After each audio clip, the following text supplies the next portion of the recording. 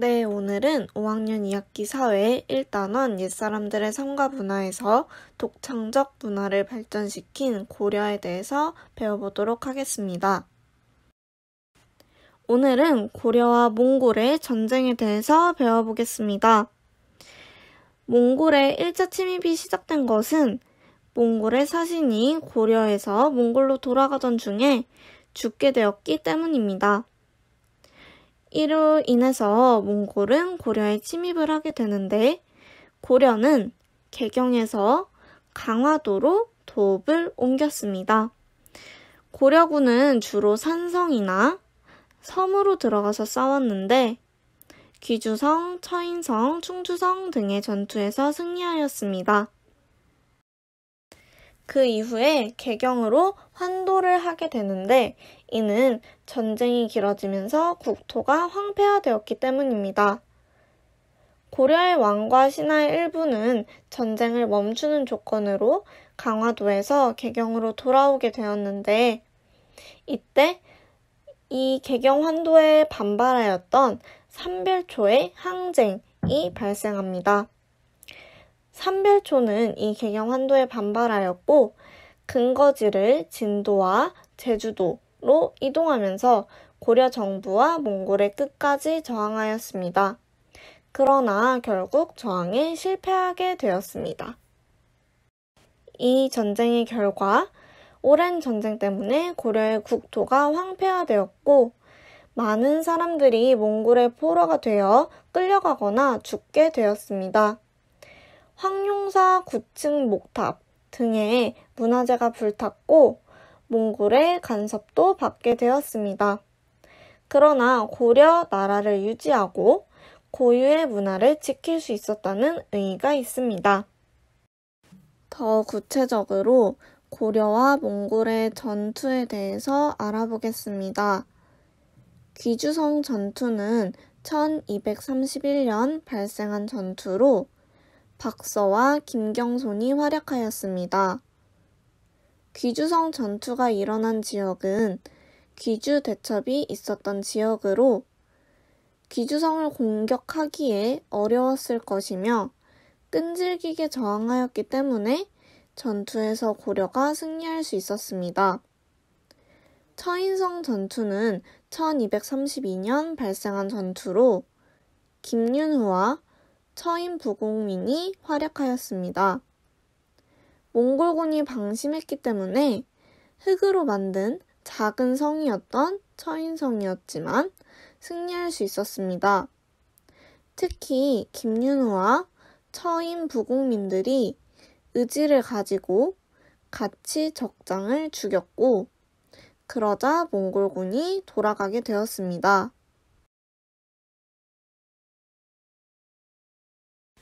충주성 전투는 1253년 발생한 전투로 김윤후가 활약한 전투입니다.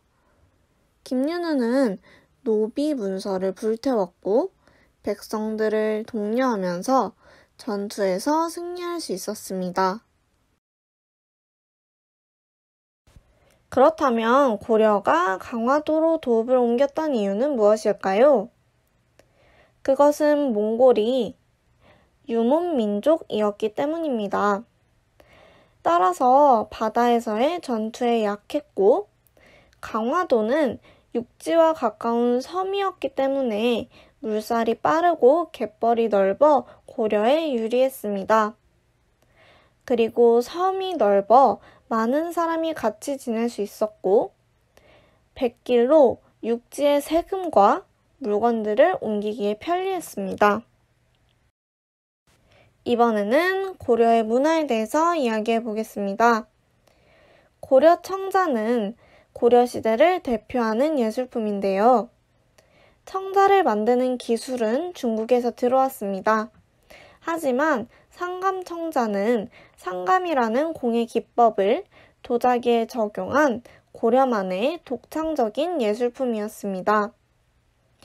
이 상감 기법은 표면에 무늬를 새기고 그곳을 다른 흙으로 메워서 유약을 발라 굽는 방법이었습니다. 상감청자의 쓰임새는 매우 다양해서 의자, 찻잔, 주전자, 베개 등에 쓰였습니다. 상감청자는 만들기가 어려웠기 때문에 가치가 높았고, 그래서 귀족이나 왕실에서 주로 사용하였습니다.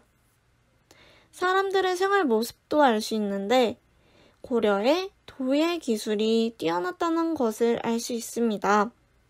왜냐하면 청자는 여러 종류의 흙을 사용하고 청자를 구울 만큼의 일정한 높은 온도를 유지하기 위해서 가마와 유약을 만들고 불을 다루는 기술이 필요했기 때문입니다. 또 귀족들의 문화가 화려했다는 것을 알 수 있습니다. 마지막으로 문화재를 지키기 위해서 노력했던 간송 전형필에 대해서 알아보도록 하겠습니다. 일제강점기에 일본은 우리나라의 문화재를 수탈하고자 하였습니다. 이에 맞서서 간송 전형필은 문화재를 지키기 위해서 노력하였습니다. 그리고 그 방법으로 그는 당시에 매우 큰 돈을 주고 청자, 상감, 운항무늬 매병 등의 문화재를 사들였습니다. 그리고 이후에 일본인이 2배의 값을 주고 매병을 산다 라고 제안하였을 때 전형필은 문화재를 지키기 위해서 이 제안을 거절하기도 하였습니다.